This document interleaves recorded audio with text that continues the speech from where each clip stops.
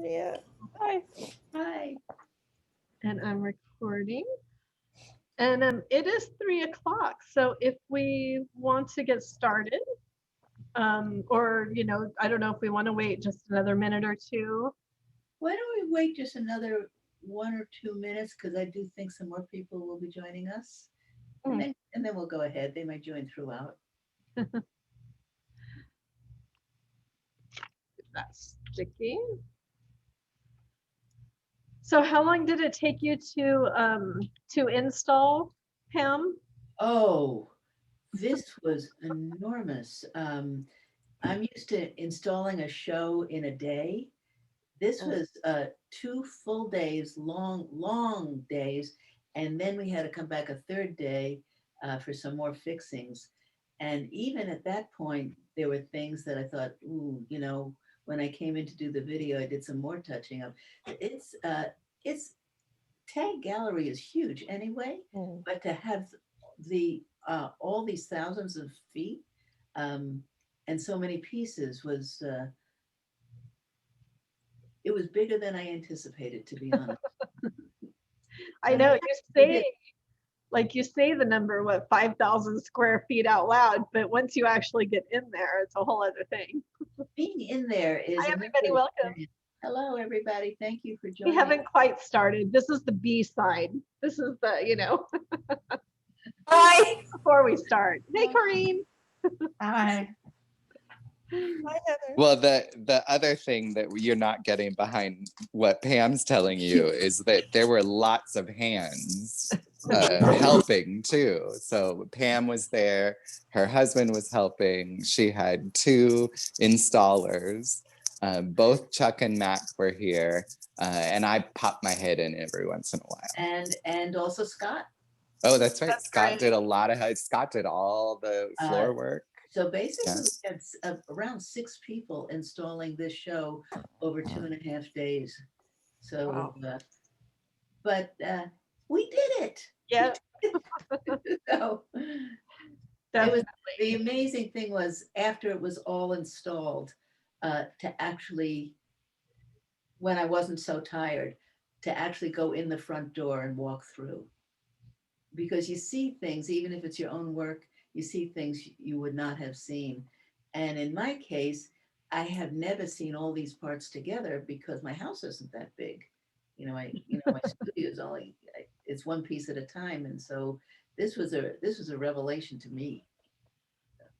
That's the great thing about having a show.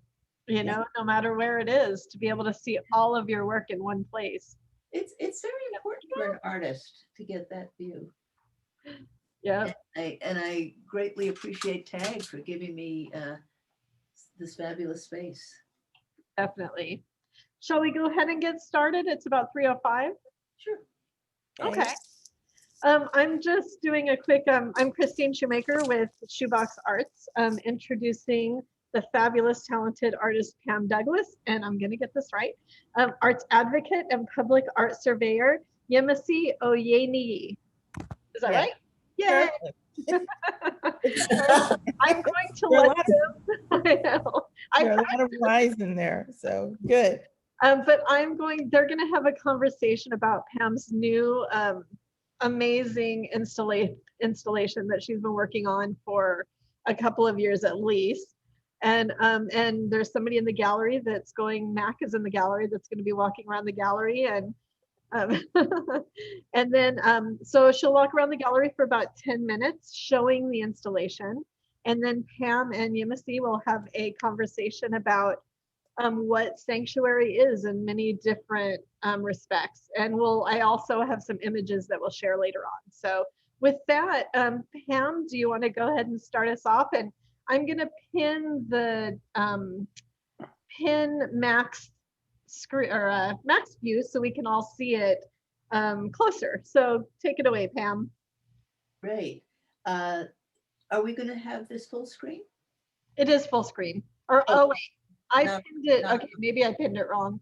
Let me see. Where is it? I think I need to spotlight it. Oh, there we go. Spotlight it for everyone. There we go. Wonderful. Yeah. Okay. Well, this has been 3 years in development. And on this front wall, as you enter, these are the few wall hung pieces in the raft series. Everything is three-dimensional, but these are 2 and 3. That's one of the things I played with throughout this this entire series, is things beginning with drawings and then coming out into the world. And this increases as the work goes on. So these are refugee rafts, those were. Now here are the three-dimensional rafts. At the back is a huge mural. Well, okay, here are some of the rafts. Right ahead, facing you, is one called Prayer for Safe Passage. And I love this one because to me, this figure has both innocence and tragedy, hope and the difficulties of this huge crossing. It made me feel of people crossing the Mediterranean. Now, there she is, a drawing, a two-dimensional drawing, but the way the canvas folds, it's like she's kneeling, and then the hands are clay. The raft itself is a three-dimensional thing with rope and everything. And those are the used coffee bean bags that are all through the show. And that's almost everything in this show is recycled in some way or repurposed. And this is one of many examples of that. Behind her is this 36-foot mural. And in front of that are these drowned figures, because after all, not everybody makes it. So what's on the floor there are people hanging on. That's a bark that I just found in the neighborhood. And these figures that are just trying to survive. Some of them didn't. Now, these ones we're looking at over here, frankly, they drowned. But here's somebody hanging on to a scrap of what's left of a raft, and I hope they make it. If we continue looking at some other things here, let's see. Well, this is a raft. This is called almost there. And there are two masts on this. I like the figure at the back of the raft, this little family here, because I love that the mom is holding her baby's foot. If you just, yeah, because it's such a small gesture and such a loving gesture. And another example of matching a two-dimensional drawing, just a hand drawing, with the canvas and then with clay. And yeah, and once again, there's bark on the bottom of that too. And here's more of these bags. It's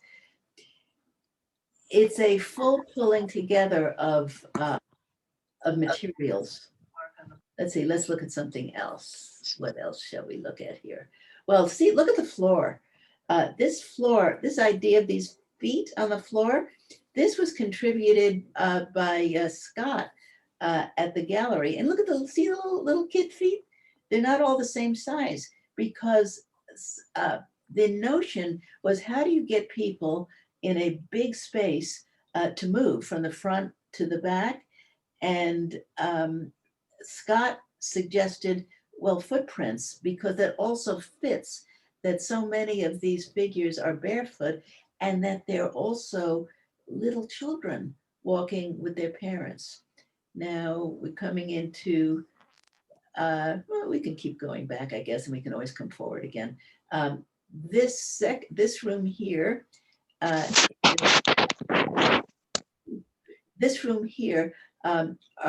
is actually part one. These are walking figures, and they were originally hung tight together, draped from the ceiling to floor. Here they're spaced out a little bit more, but same notion. Many of them are parents and children, and again, it's, look at this woman here. I see this woman at the left. This is called All That Matters, this piece. And the weight of all of her worldly belongings is on her back. And again, these are the used coffee bean bags again. And you can see she's just holding the child's hand, and that's all they've got. And the idea is that, you know, if you think of the people who try to walk 3,000 miles from Venezuela, 3,000 miles they try to walk on foot to get, in their case, I think it was Ecuador. What people will do to survive, what we all do to survive when we have to. Okay, we're moving. Oh, and here's this chain link fence, which stands for the barrier, especially on the US-Mexican border. And on the floor, there are shoes. And those shoes echo it's historic. It's the Holocaust, it's the Underground Railroad, it's people who have somehow survived and left sometimes their shoes behind, or the shoes are behind of the people who didn't survive. So this heap of shoes is symbolic to me. Now we're spinning around, and here's one of the this kid here behind rope, symbolized. This one was specifically inspired by the refugees on the Mexican border. That was an early piece, and that child also. Now we're moving into the South Gallery, and this is all the new work back here. You see these two little girls here. I call this piece Greeting, and they're the first thing you see coming in. And I love these little girls because they're trying so hard. One holds a sign that says hi, and the other has a happy face. You can see the look on their faces that they're not too happy. But they're trying, you know. And behind them is an abstract painting all through part 3, especially, which is that's the one we're in now. There are repurposed paintings that I did long ago, and they found a life here again. Let's see, what are we looking at? And here, if we come down to this, this is what we're looking here is Mama Holds Up the World. And if we could walk around to that a little bit, we can see her child looking up at her. And this is one of my favorites because thematically it embodies so much of what the show says. She is just holding up the roof. And again, it's all they've got. But look how the kid trusts her, and she's looking up.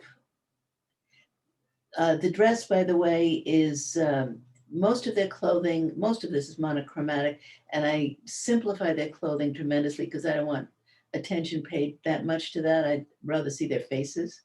So that's made of strips of canvas that matches the same canvas I'm drawing on. Let's see, now in back of this, we've got another mural. It's a big mural, another 36-foot mural. It's, you know, if you're there, it means so much more than looking on screen. But if you look at this here, it sweeps from a dark and red sky, and as it goes around the room, the sky is blue, and we get to hopefulness also. So let's see, want to look at some of these pieces here, and then we can always come back. Oh, we forgot to turn on the candles. Ooh, those are little flames down there. They're not on, but that's okay. Again, this is another abstract painting that forms the roof as they warm their hands on these fires. These paintings, as it just so happens, are very old. They come from a series 2012, but I found it because I was pulling together everything everywhere into the show. Let's move to another one. Can we move right to another one? Now here, this woman is called, they just arrived, and she's got her head in her hands, and the kid behind her is a little pink hoodie. And once again, it's a little bit of what's drawn and a little bit something from real life. That's a real piece of clothing. And you know, they've got everything that they own, which is like an old battered handbag of mine, and clothing that was around, and that's what they've got. There's, by the way, if you Mac, if you could spin around to the side, to the right side of this, there's some texture. It's another abstract painting, and you know, the gritty texture is all through. This is another piece of something that's on the mural in the front room. But I, you know, nothing is slick. Everything is falling apart or repurposed or something. Let's go forward and let's go further. This little man and that. And then if we go further right, this is a school. And I wanted to give them a little one-room schoolhouse because I wanted there to be hope at the end of this journey. In the third part, they arrive at shelter. The truth is that children are growing up in these refugee camps all over the world, and very few of them get schooling or medical care or anything. But I wanted to give that to them. And here they are, the children of various ages, various backgrounds, and there's a chicken for some reason. If we continue spinning right, yeah, and this is the laundry. That's a net I found in an alley, and these little girls are just doing the wash because we're trying to say ordinary life can continue. The water is silk. It's a painting from quite a while ago. If we go right some more, there is a large drawing that's 6 feet by 5 feet. Again, it's very hard on screen to know the scale of these things because this looks like a little thing. It's not, it's 6 feet. But anyway, yeah, and this tries to give an idea that the tents are not just the few in this room, that there are thousands of tents in a refugee camp. And this gives some sense of life in it. If you come into it, you maybe see some of the little children playing somewhere in it. Yeah, there's some kids. Yeah, there's some kids playing there, and there's some kids there. So it's populated. The detail in this is took a lot of good attention. This drawing alone was a month.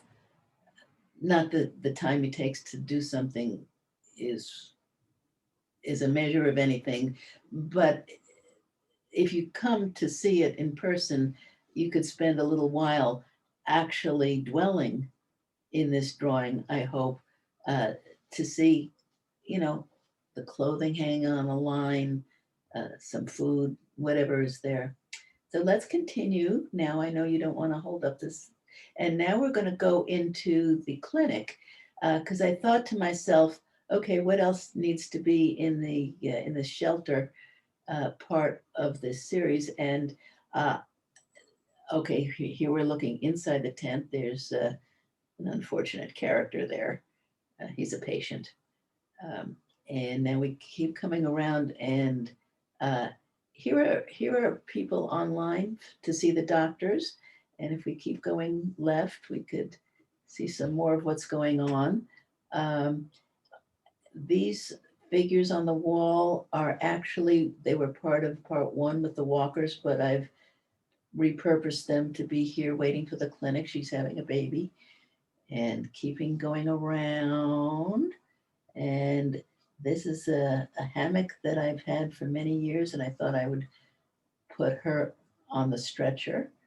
And then if we keep going around once more, this is the donation table for Doctors Without Borders, because I am hoping to help them, because in many of the camps around the world, they're really the only people there who are vaccinating the people and helping with any number of things. Between Doctors Without Borders and UNICEF,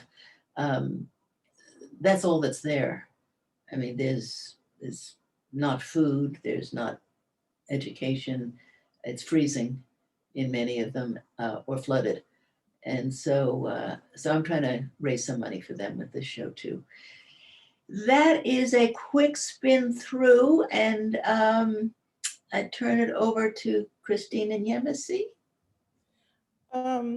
Yeah, well, I actually visited the show and did see it first virtually. And for me, I was initially, taken with the color, and meaning the color palette you chose, the fabric, the texture. And I noticed, of course, the hands and the feet, or 3D. And I did have a question I wanted to ask you. Do hands and feet have a particular significance to you?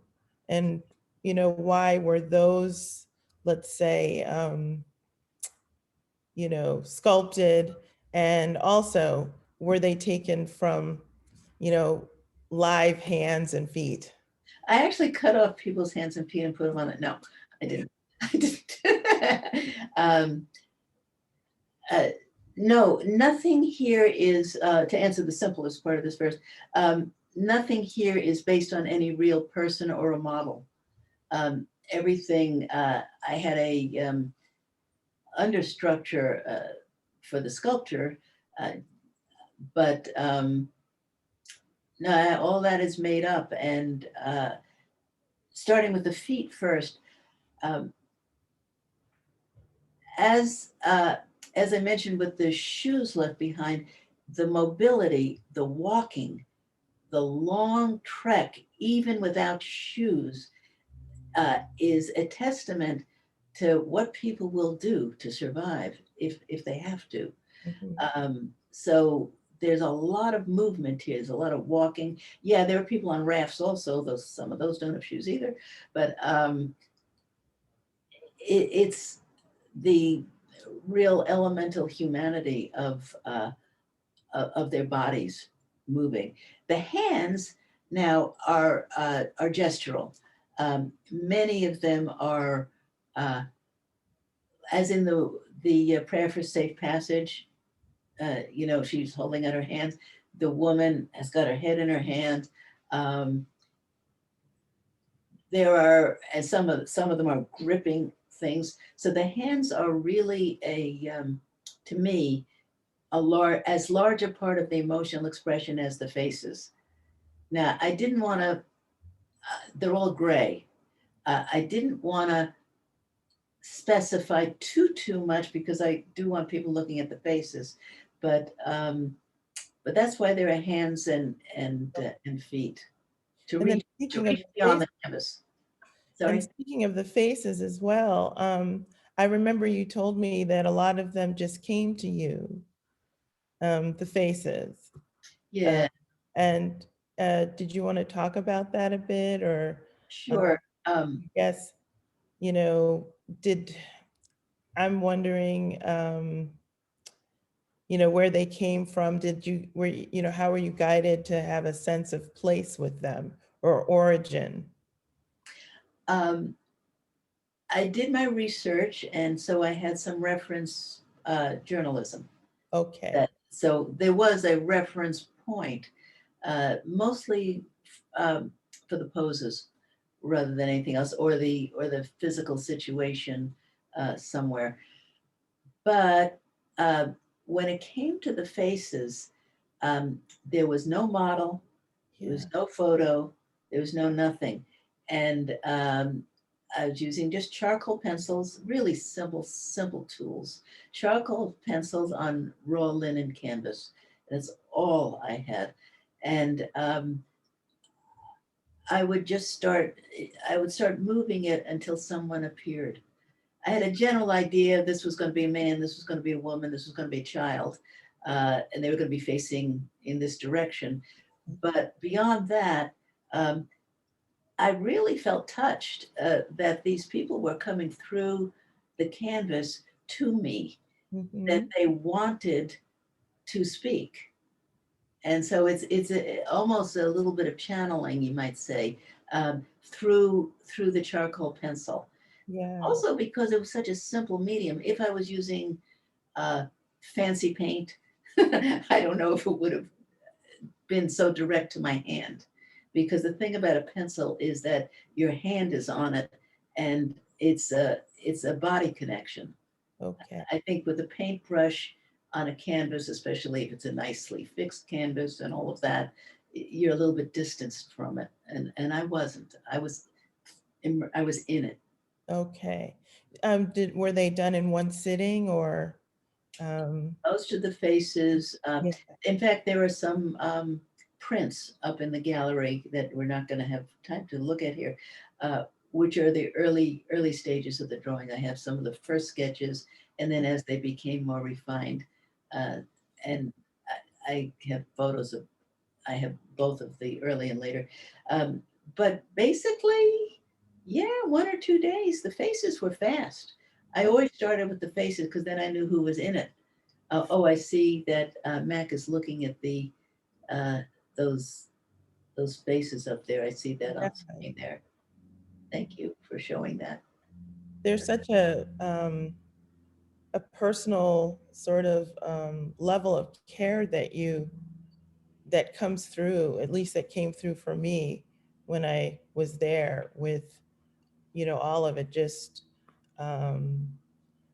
as I said, I had seen the show both virtually and then in person. And so when I arrived, I was just struck immediately by the intimacy or the sort of intimate proximity that I felt to um, the figures and the environment.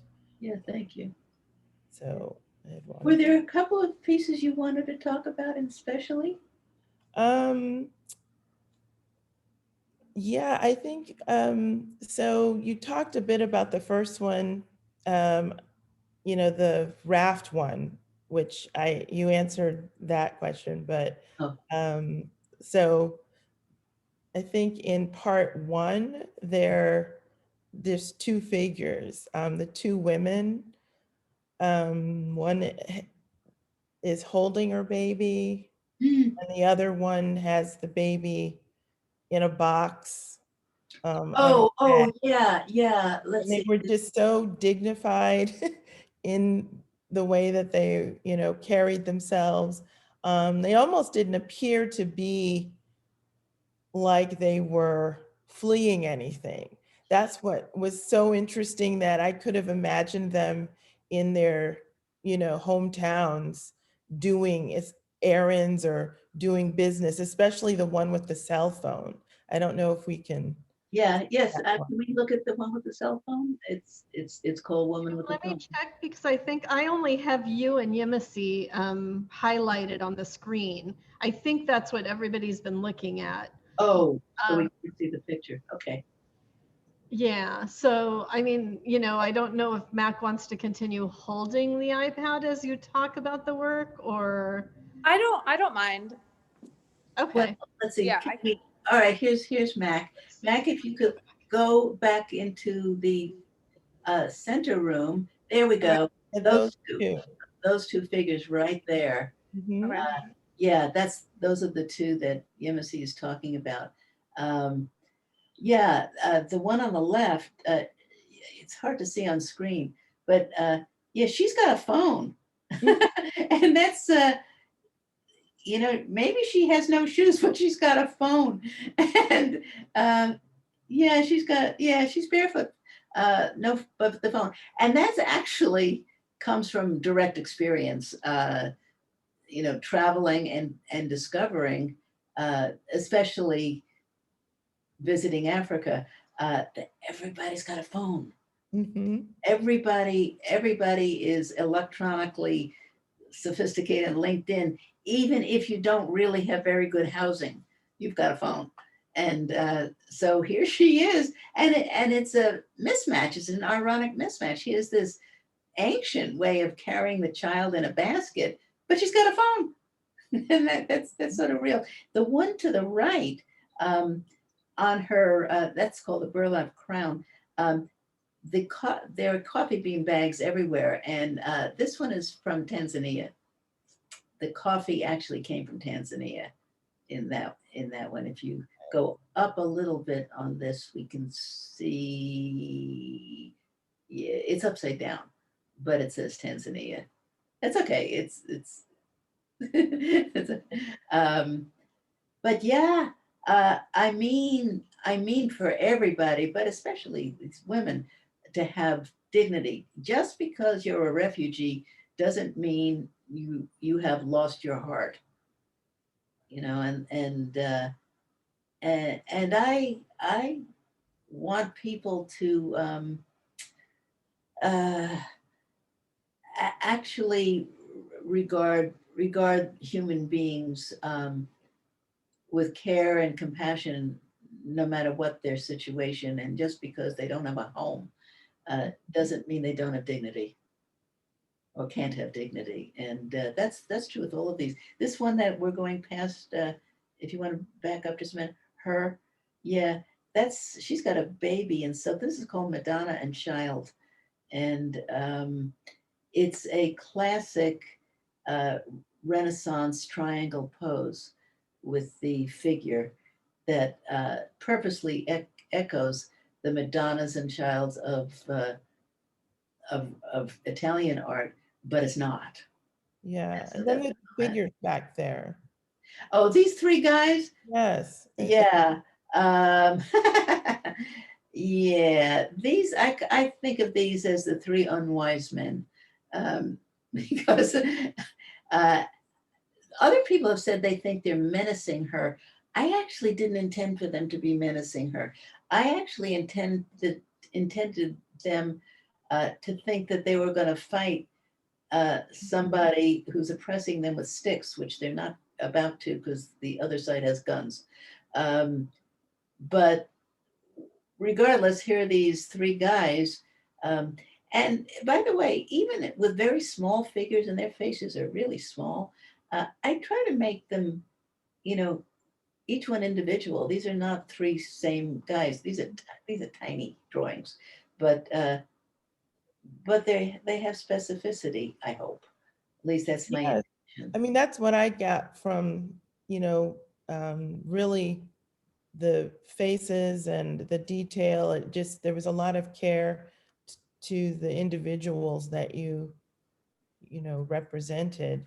And that's why I was wondering how they appeared to you. And, the other thing with being in that environment, what inspired you or, helped you to conjure up that environment in that way? So meaning what does refuge and sanctuary mean for you? Uh, well, it means home. Um, and that's a loaded word these days when we have people who are homeless on the streets of Los Angeles, um, and where we are all also stuck at home because of the pandemic. So it is a very loaded idea now. Uh, but I want these people who have struggled so much to finally find sanctuary, meaning that there is a place where they are safe. And I think I'm just wishing that for all of us in a time that so much lacks safety. Mm-hmm. What does it mean to you? Oh, wow. I get, just being around people that love me, meaning that's my sense of sanctuary and refuge. So I take it from my blood family and my non-blood family, Yeah. which is not attached to a specific place for me.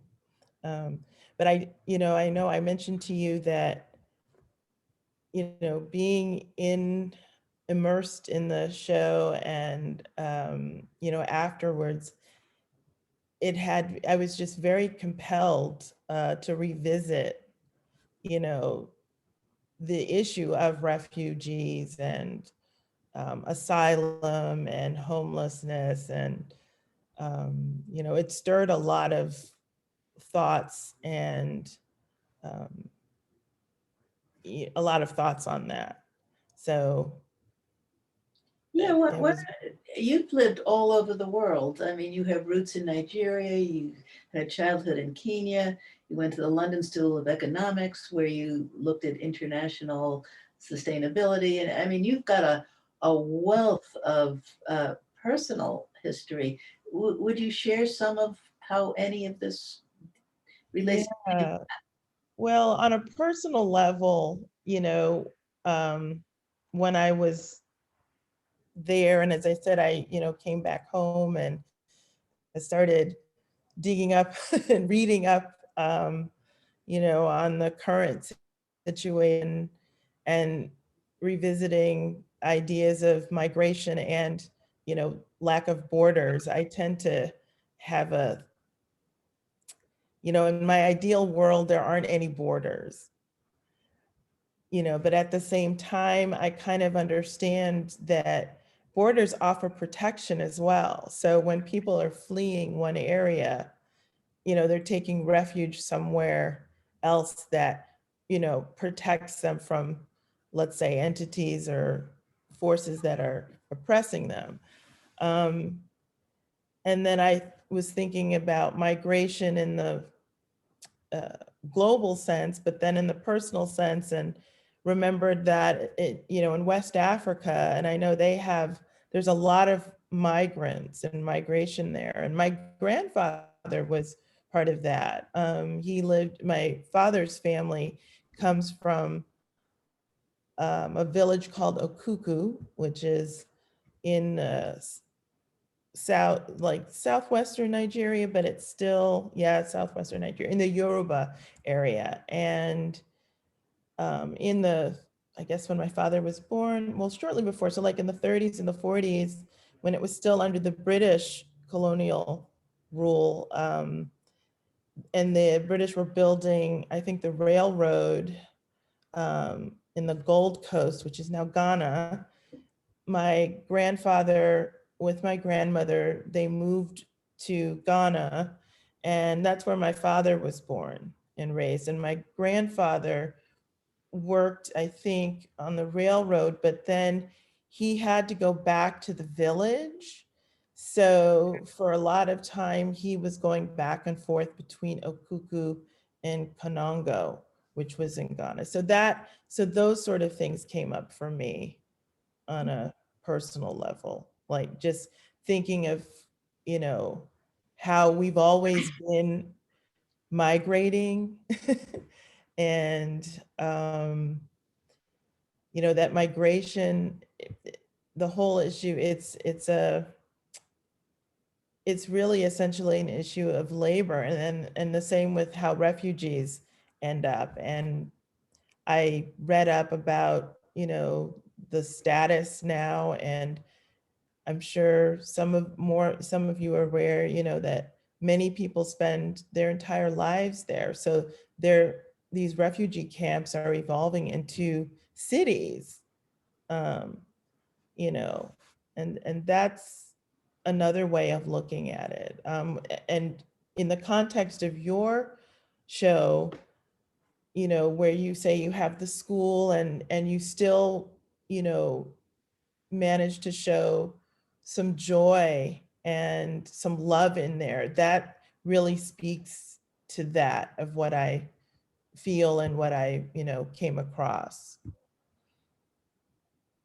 Yeah, thank you. Yeah, very powerful. Um, you know, um, Christine, would you like to suggest a conversation here with, or if there are questions? Yeah, if anybody has any questions, please feel free to, post in chat. And there we go from Maria. Why did you decide to use the coffee bags in the work? And does it have specific meaning? Yes.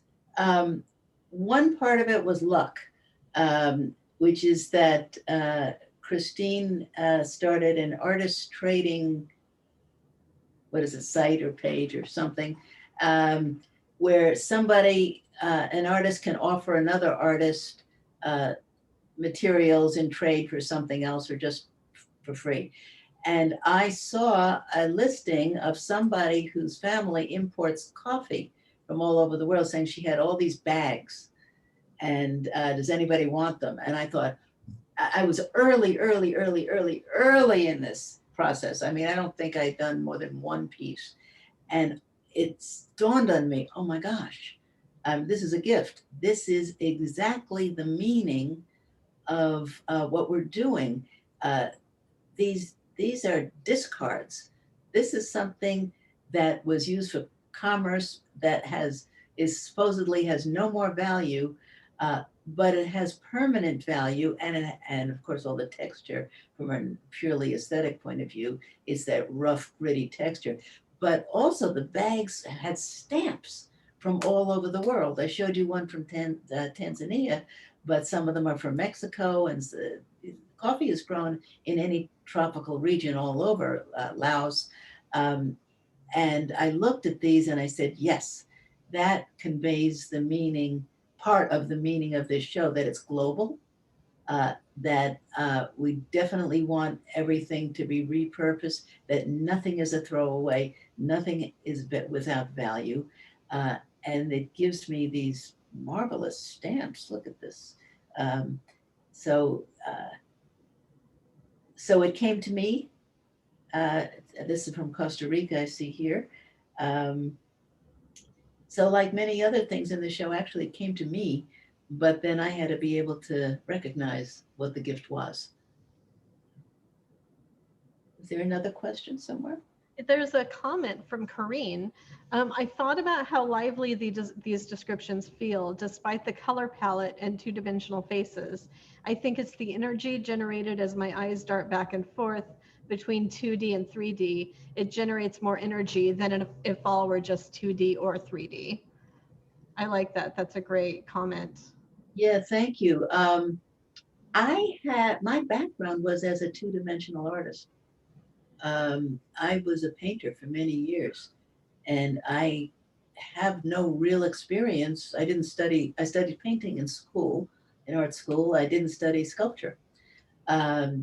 So this has been a big jump for me, but I had to come forward because the subject demanded it, the material demanded it. Is there another?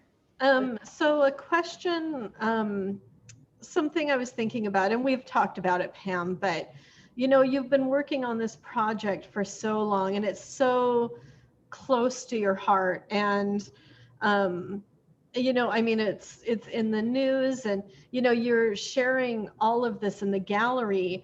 What, where would you like to take it next? What would you like to come out of it? For the public? I mean, what do you want the public to get out of it? And, this is specific to you, Pam, but I'd also love to hear Yemisi's thoughts on this too, seeing it personally, how she can imagine the public would see it, if that makes sense. I'd like to hear Yemisi first on this. Well, that's yeah, I think there are many ways that they could experience this. A lot of it, I think what I found was before knowing the context, just your materials and the drawing, just the art itself just spoke. It just, I was, I was just awed when I saw, I was imagining all of the time and the detail and the thought and the caring that went into, each piece. So this is not putting it in any context yet, just looking at the art. And then when putting it in the context of, you know, the sanctuary and in that space and what that means, I think for each person, it'll stir something different. I definitely think there's not one way to see that or to experience it. But I do recommend experiencing it live if possible. Yeah. Definitely, because the difference for me in the perceptions from the virtual tour and then when I was there live were really stark, not in a bad way, but you know, when I saw the virtual tour, I imagined it larger. And when I was there in person, it was smaller, but as I said, it was, you know, very intimate. And I really felt, and I still feel that you off, like I felt the sanctuary that you're offering. You know, it was a very, if I say that you offer that in this installation, it's sort of a gentle sort of engagement, but there's like a firm hold. Or let's say I was, you know, firmly captivated. And I'm saying this in juxtaposition with like, there are some installations that are very overwhelming and they just tug you in without, you know, you kind of tumble into them, and that can be good. I'm not comparing, but this was really being sort of gently guided and then like firmly held in. So I spent a lot of time like, you know, looking at the details, the hands, and even how you attired them. They, you know, they all, you know, they looked very well tailored and, you know, just all of that, what can I say, talent, just your gift was really apparent for me. So, and I don't know if that answers it because I think each person would have a different, Yeah. you know, experience, but I think it can be a powerful experience. So I think, you know, Yeah, thank you. I'd like to answer a self-serving question of that those of you who own large museums, please put this in there. Actually, I would like this to tour. I would like this to move into community centers, schools, colleges, other venues everywhere. And I don't have the means or the possibility of doing that, but I hope that would happen because this shouldn't just, you know, be this and then that's all there is to it. There is a video being made, probably be out in another couple of weeks that will also show the show. But that's my larger hope is for it to reach out to the public. And also, I don't see this as only being inside, you know, an art gallery walls. That's why I'm trying to reach out to the world with the raising money for Doctors Without Borders and, you know, to reach further. There's some other questions somewhere. Yeah, and I'm gonna go ahead and unpin Mac. That way she doesn't have to walk around anymore. Okay, thank you, and Matt. that way it'll just be, thank you, Matt. Appreciate it. And I'll spotlight you and Yemisi again. So that way it's, you know, your conversation. Oops, adding, let's see, there we go. Add spotlight. Okay, it should. You have some stills too, right? Yeah, yeah. But there are some questions. So let's get to the questions and see where we go from there. I think let's see. So Rhea is asking, did starting so simply with simple charcoal move you to build more detail and more dimensions? or did starting so fundamentally urge you to keep with a limited palette of color and material? She asks because the work is both earthy and essential and multifaceted. There are a lot of unexpected shapes and textures. Those are really good words. Um,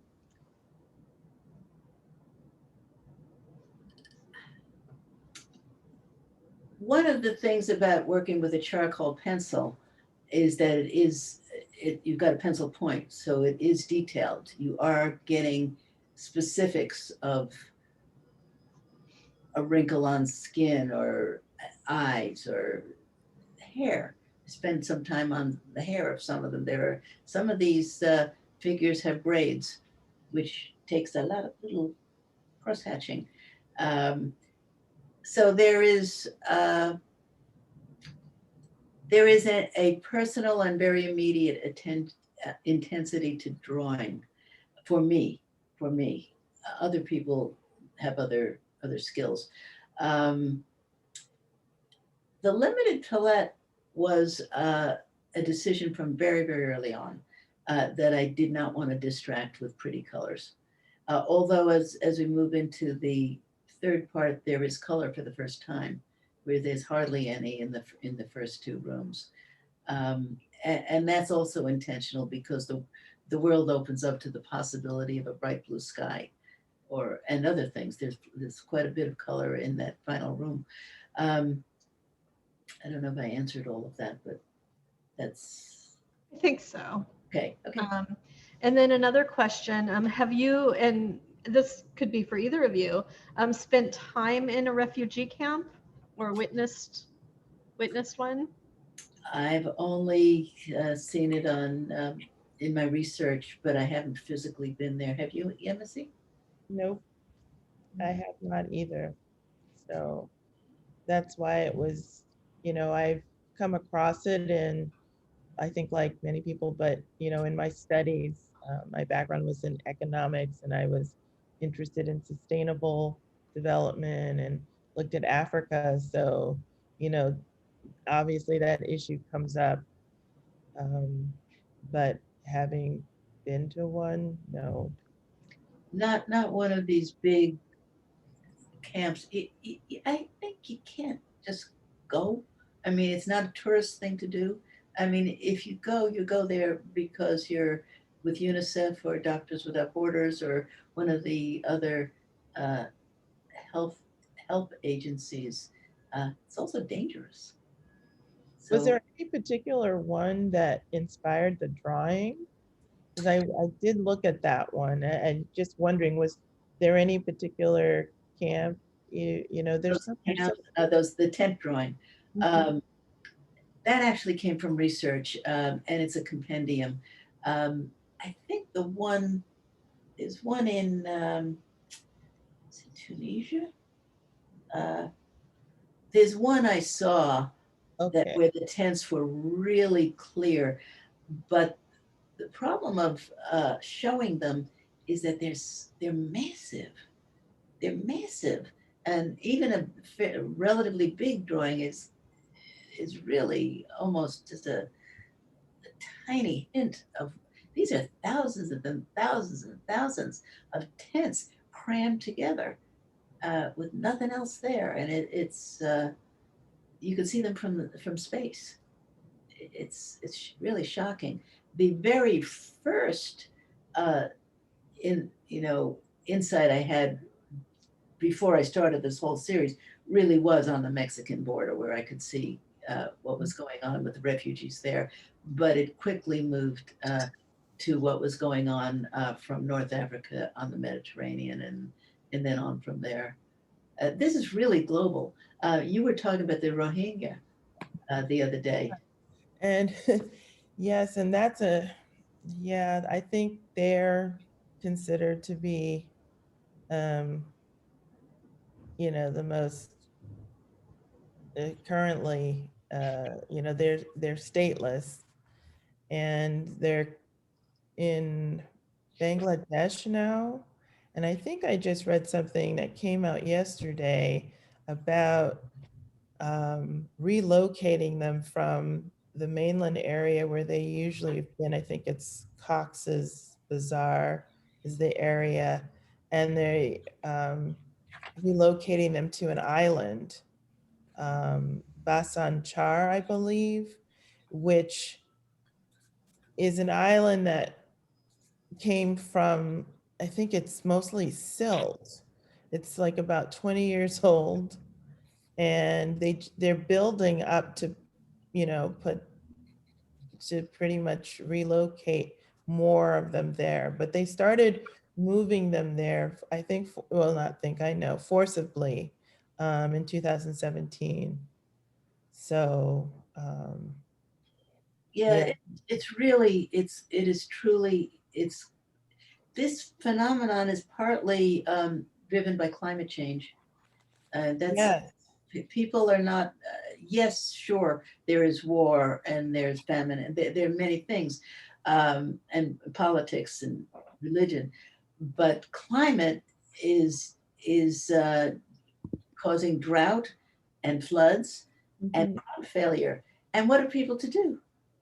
I mean, if you can't eat, you have to go someplace else where you might be able to eat, and that's part of migrations. By the way, have been going on since human beings existed. Mhm. So this is not new. And some of these camps, you were mentioning to me that some of them are 10 years old. um, Older actually, and I was surprised to find that some of the, um, there are a lot in East Africa, and they're Kenya seems to have a lot, and they're full. And as I mentioned, you know, it's interesting. They're moving to, some of them are, I mean, they might as well just be called cities, because a lot of people just, I think of Gaza and they they're there. They've, there's several generations of people that have stayed in those encampments. And that's just a larger question of, again, like borders. And then you mentioned climate change. And it's interesting that a lot of these, at least with the Rohingya, they're right at the coast, where the ocean, right there at the coast. And with the rising sea levels, and then that's a reason that they don't want to be moved to this, this little silt island, because it really is a disaster waiting to happen. Yeah, I hear you. So on all fronts, you know, Yeah, I hear you. I saw a question in the chat about catalog. There is a catalog from part one. I have not yet made a catalog for the rest of the show. Um, I don't have the resources to do that, but the same people who own the museum where this is going to be, they can make me a catalog. Yes. There's Yeah, another question. yeah. There's some more questions in chat. Let's see, Pam and Yemisi, did you see Ai Weiwei's exhibit of refugee-themed Sure. work at the Marciano? Corinne's asked, thinking about the similarities and differences in the Yeah. depictions.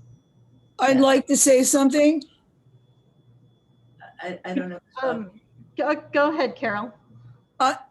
Homelessness is everywhere worldwide. I live in Echo Park, and there's an encampment down the hill, and there's misery, and there's broken people and desperate people, and there have been shootings, and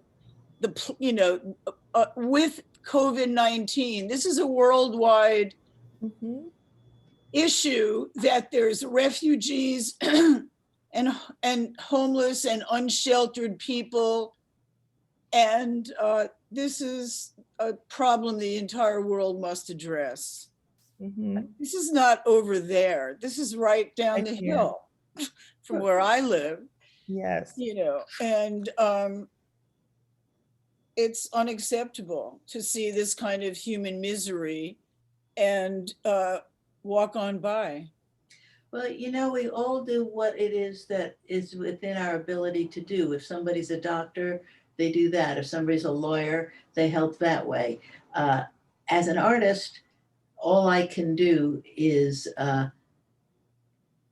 bring this to people's feelings with the tools that I have. So we all do what we can. Yes. Yeah. Absolutely. Thank you, Carol. Did you want to comment on, seeing Ai Weiwei's? Oh, Um, yeah. Would you like to go first? We've both seen Ai Weiwei. So I'm trying to remember, was that the one that, because I remember he did a film, but, Yeah, I'm thinking great, of the film, great but then, giant yeah, crab boat. With and big, then I just want to make sure the installation at Marciano was with the figures hanging from the ceiling. this is giant rubber boat with all these Yes. silhouette figures. Yeah. Okay. Is powerful partly because of scale. Scale matters. And so it was powerful. He I love Ai Weiwei's work and I admire that. And he's done refugee crafts elsewhere. I think there's one in Holland or something at this point. Um, what I'm doing is different in a number of ways, partly because his faces are all silhouettes. His people are silhouettes, so they're entirely symbolic. Mine are individual. Each one is a specific. It's a person. It's not a symbol of a person, and that's a little bit of a difference. Not that one is better than the other. It's just that's what I'm doing. There's another question from Safi. I'm curious about the thought that went into spacing of everything.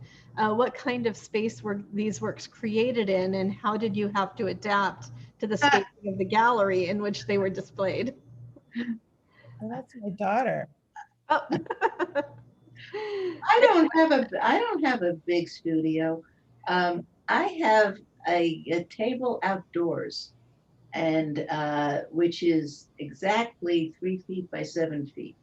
And so, in order to get the 36-foot mural on it, I had to do it in pieces and keep moving it, and hope that when I lay it out in the driveway, that it would make sense because I didn't know. I didn't know how to take a guess. As for the pieces, I had to make each one separately on my little indoor table, which is smaller than 3 feet by 7 feet. And I think it's 3 feet by 6 feet, in pieces, and then assemble them in my living room and look at them one at a time. I had never seen these pieces together until they were at this show. So, it's like, honestly, the grace of God that the thing did come together because I was taking a guess. Instinct, hoping, taking a guess, and scale models of the gallery, actually. Before Mac took a picture of the foam core actual scale models where I laid out the pieces. So we saw that on screen earlier. Because otherwise I really would not have known what would fit. But by faith alone, honestly. And Megan Owens commented, I spent a day at one of the camps in Tijuana after the caravan from Central America in 2018. It was quite powerful. She went with an organization called Matthew 25 and just walked around and talked to people. Yeah. Could imagine. There are people doing good work everywhere. And most people can't go and do, but if you can even contribute financially, that helps.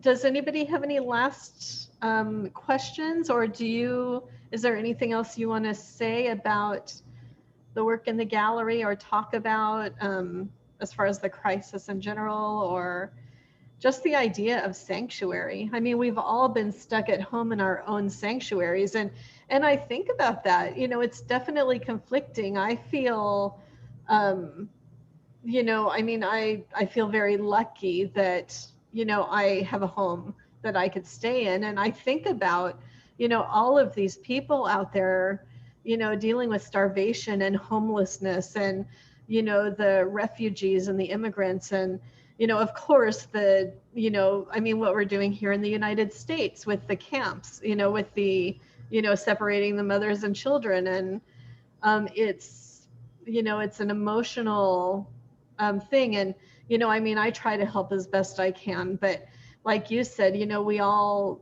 have to do, you know, we all do what we can, what we're able to do in our own way. And you've definitely done it very powerfully here, especially bringing UNICEF and Doctors Without Borders. You know, I love that art can be used as a vehicle, you know, for social change. I mean, somehow, even if it's small, and you've definitely done that. Yeah. Thank you.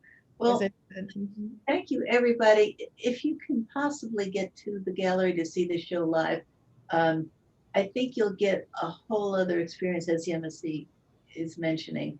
And so I hope you can. You know, they're careful in terms of protocols and all of that, and you can even make an appointment. So, and I also hope it will live on. You know, it's there till February 13th. And between now and then, in a week, Pam is going to be having a conversation with Shana and niece Dambrot. And then a week after that, on Pam's birthday, she's going to be talking with her daughter, Rhea Yarbrough. Is that right? Yes. Yes. February 11th. Yeah. So, I mean, there's definitely opportunity to hear more and learn more about sanctuary and everything going on. And I mean, thank you both. It was such a great conversation. And, you know, Yemisi, I bow down to you. You're amazing. So thank you. And Pam, You're all amazing. so Thank talented. you. So thank you both. It was wonderful. Okay. And you can also find me, Pam Douglas, art.com. So I do a blog. If you want to read about the making of these pieces, there's two or 3 years worth of posts. So look at it if you can. Yeah. Thank you, everybody. Stay safe and healthy out there. Thank you for coming, everybody. Bye. Bye.